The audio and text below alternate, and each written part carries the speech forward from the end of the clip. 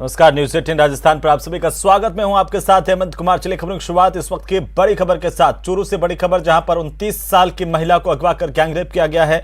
घर में सोते समय इस महिला को बदमाशों ने अगवा किया, इसके बाद इस महिला के साथ गैंगरेप किया गया। बड़ी खबर है, 9 दिनों तक दुष्कर्म करने के आरोप महिला की तरफ से लगाए गए हैं और पुलिस ने पीड़िता का मेडिकल करवाया। 6 नामजद बदमाशों के खिलाफ केस दर्ज किया गया है।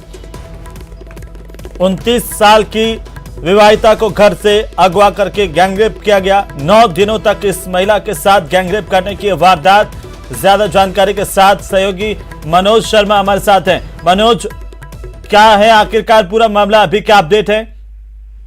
जी बिल्कुल, जो महिला ने रिपोर्ट दी है कि 17 मई की रात को जब अपने घर पर सो रही थी, उसी वक्त जो आरोपी हैं, जो नामजद आरोपी बताए गए हैं, जगदीश प्रकाश, गुलाब गोपाल बुलाका और जुड़ाव, इनके द्वारा इस महिला को और नशीला पदार्थ सुंघाकर सोते हुए को और गाड़ी में डालकर अगवा किया गया, जिसके बाद झुंझुनू जिले के नरहड़ में इस महिला को ले जाया गया, जहां जो गैंगरेप की वारदात है उसको अंजाम दिया गया। आरोपियों के द्वारा इस महिला को डराया धमकाया भी गया और यहाँ तक कि उसका जो विकलांग भाई है उसको जान से मारने की धमकी देकर इस गैंगरेप की वारदात को अंजाम दिया गया है। 17 मई से और 25 मई तक इस जैसा कि आरोप लगाया गया है महिला के साथ में, और लगातार 9 दिनों तक गैंगरेप की वारदात को अंजाम दिया गया, जिसके बाद किसी तरह से ये उन आरोपियों के चंगुल से निकलकर और चूरू पहुंची है। हालांकि इस बीच जो 19 मई है, 19 मई को जो इसका विकलांग भाई है उसके द्वारा महिला थाने में गुमशुदगी भी इसकी दर्ज करवाई गई थी। आरोप ये भी लगाया है कि जो महिला थाना पुलिस है उसके द्वारा कोई कार्रवाई है वो इस गुमशुदगी के ऊपर नहीं की गई थी, जिसके बाद 25 तारीख को किसी तरह से महिला आरोपियों के चंगुल से निकल के आई और अपने भाई को आप बीती बताई, जिसके बाद दोनों बहन भाई है वो महिला थाने पहुंचे हैं और उसके बाद मामला दर्ज करवाया गया। वहीं देर शाम को जो राजकीय भर्ती अस्पताल है वहां पुलिस के द्वारा इसका मेडिकल मुआयना करवाया गया। जी, लेकिन लगातार 9 दिनों तक इसके साथ गैंगरेप के वारदात को अंजाम दिया गया और इस पूरे मामले को लेकर पुलिस को भनक नहीं लगी या पुलिस ने कार्रवाई नहीं की, जिस तरह के पुलिस पर आरोप है, गंभीर आरोप है पुलिस पर भी। जी बिल्कुल, जो 19 मई को जो ये महिला है इसके भाई के द्वारा और गुमशुदगी दर्ज करवाई गई थी और ये आशंका भी जाहिर की गई थी कि उसके साथ किसी तरह की कोई अनहोनी ना हो, लेकिन जो एफआईआर है उस एफआईआर के अंदर भी साफ दर्ज किया गया है कि जो महिला थाना पुलिस है उसके द्वारा कार्रवाई नहीं की गई और जिसके परिणति ये रही कि जो महिला है उसके साथ। मनोज, अब तक इस पूरे मामले में कोई गिरफ्तारी हुई है क्या? 6 लोगों के नामजद एफआईआर उनके खिलाफ दर्ज हुई है, इन दरिंदों की गिरफ्तारी कब होगी? जो जिस तरह सीआई से बात हुई है उनके द्वारा ये कहा गया है कि पहले जो कानूनी प्रक्रिया है, मेडिकल मुआयना, मौका जो निरीक्षण है, मौका मुआयना और जो बयान वगैरह है महिला के वो लिए जाएंगे, उसके बाद मामले की जांच की जाएगी और जो टीम है वो टीमें गठित की जाएगी। जी बिल्कुल मनोज, लगातार हम जो एसपी हैं चूरू के दिंगत आनंद, उनसे संपर्क करने की कोशिश कर रहे हैं, लेकिन अभी चूरू एसपी फोन नहीं उठा रहे हैं, फोन लाइन पर नहीं आ रहे हैं। और लेकिन अगर आपकी कोई बात हुई है जिले के पुलिस आला अधिकारियों से, क्या कहना है, ये कब इसमें एफआईआर दर्ज हुई और अभी इतना डिले इसमें कैसे हुआ है? जो मामला है वो मामला आज शाम को ही दर्ज हुआ है। जो महिला है उसका मेडिकल मुआयना है वो देर शाम को जो राजकीय भर्ती अस्पताल है वहां करवाया जा रहा है और जैसा कि पुलिस के द्वारा कहा गया है कि पूरे मामले के अंदर जो कानूनी प्रक्रिया है उसको अपनाने के बाद में और जो कार्रवाई है आरोपियों के खिलाफ वो की जाएगी। सबसे बड़ा सवाल यह है कि आखिरकार अब पुलिस इस पूरे मामले को लेकर के सवालों के घेरे में है, क्योंकि 29 तारीख जैसा कि आप जिक्र कर रहे हैं और परिजनों का कहना है उन्होंने एफआईआर दी थी, लेकिन उस पर कोई कार्रवाई हो जाती तो महिला के साथ इस तरह से हैवानियत नहीं होती। बहरहाल आप ये बताएं कि ये जो 6 नामजद आरोपी हैं इस पूरे मामले को लेकर के, इनकी क्या पहचान है, ये कहाँ के रहने वाले और कैसे इन्होंने इस महिला को घर से अगवा किया?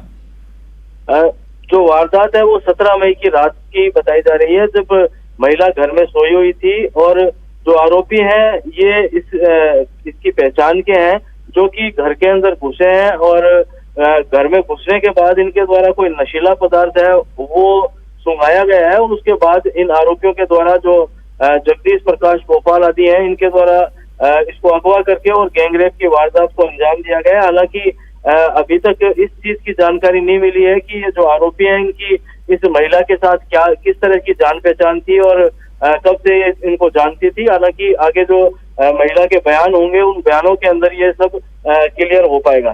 जी, ये इस महिला को घर से लेकर के गए इस तरह के आरोपी एफआईआर में मनोज, उसके बाद आखिरकार घर वालों ने क्या किया, क्योंकि 9 दिन तक जो है दुष्कर्म करने के आरोप लगा रही है पीड़िता।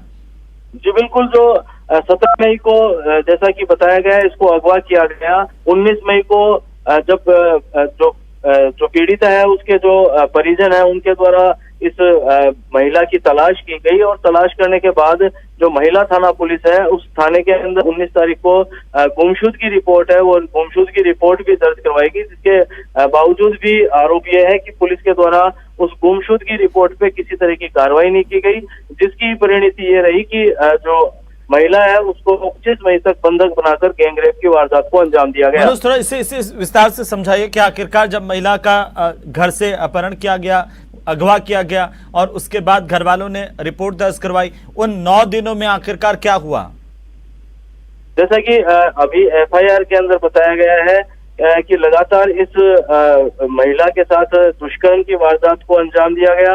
पहले इसको 17 मई को अगवा किया गया और झुंझुनू जिले का जो नहर गांव है उस गांव के अंदर ले जाया गया। उस गांव से इसे किसी सुनसान जगह के अंदर ले जाके और इसके साथ रेप की वारदात को अंजाम दिया गया और जो इसका सहयोग है वो भी एक व्यक्ति के द्वारा किया गया। इज्जत प्रदेश में मनोज लगातार जो दुष्कर्म की घटनाएं, गैंगरेप की घटनाएं, महिला अत्याचार है वो बढ़ते जा रहे हैं, लेकिन इसके बावजूद पुलिस की संवेदनशीलता को लेकर के बड़ा सवाल खड़ा हो रहा है। बने रहिए हमारे साथ।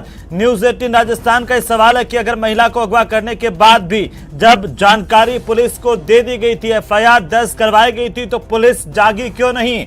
सबसे बड़ा सवाल इस बात को लेकर के भी कि 9 दिनों तक गैंगरेप होता रहा, आखिरकार इन 9 दिनों में पुलिस कहां थी?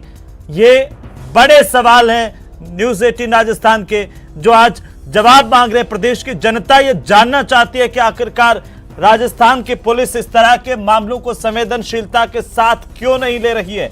9 दिनों तक गैंगरेप होता रहा, पुलिस आखिरकार आती है, बड़ा सवाल है अपने आप में। और सबसे पहले सबसे बड़ी खबर पर हम लगातार बने हुए हैं, सहयोगी मनोज हमारे साथ जुड़े हुए हैं। मनोज, एक तरफ लगातार राजस्थान में दुष्कर्म की घटनाएं, गैंगरेप की घटनाएं बढ़ रही हैं, दूसरी तरफ पुलिस इस बात को लेकर के फिर से सवालों के घेरे में कि आखिरकार 9 दिनों तक पुलिस क्या कर रही थी?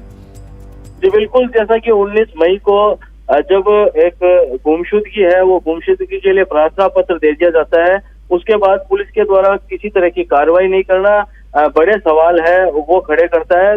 सबसे बड़ी बात यह है कि 25 मई तक लगातार इस महिला के साथ इसकी जो आबरू है उस आबरू के साथ खेला गया और 25 मई को किसी तरह से वो अपने आप ही और मौका पाकर वहां से निकल के आई। हालांकि पुलिस के द्वारा किसी तरह की कार्रवाई नहीं की गई और जब ये अपने भाई को इसने सारी बातें बताई उसके बाद में अब जाके और ये मामला है वो दर्ज किया गया है और दर्ज होने के बाद में अभी भी पुलिस के द्वारा गिरफ्तारी को लेकर किसी तरह के प्रयास अभी नहीं किए जा रहे हैं। जी, थाना अधिकारी से आपकी बात हुई होगी जहां पर एफआईआर दर्ज की गई है, वो क्या कह रहे हैं इस पूरे मामले को लेकर के? क्यों आखिरकार पुलिस सोती रही?